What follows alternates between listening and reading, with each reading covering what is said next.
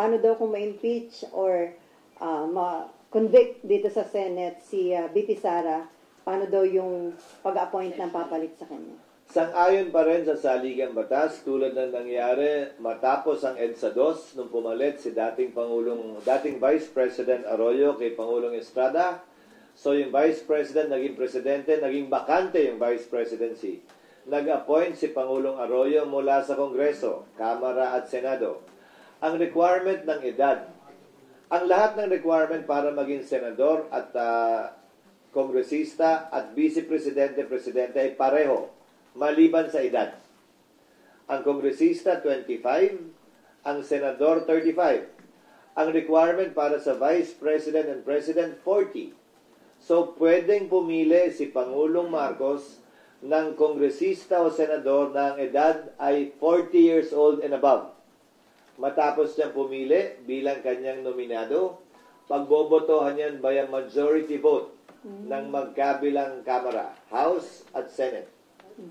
Voting separately. Simple majority, voting separately.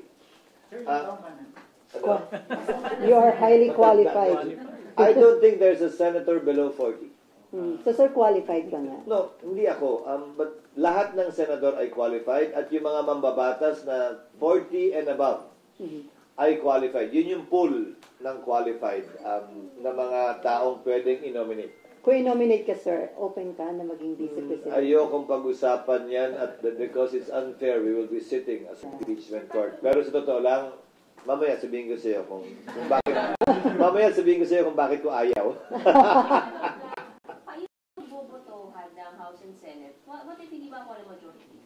Alin? Kung ayaw, deemed rejected. Pili sa nung bago. Diba?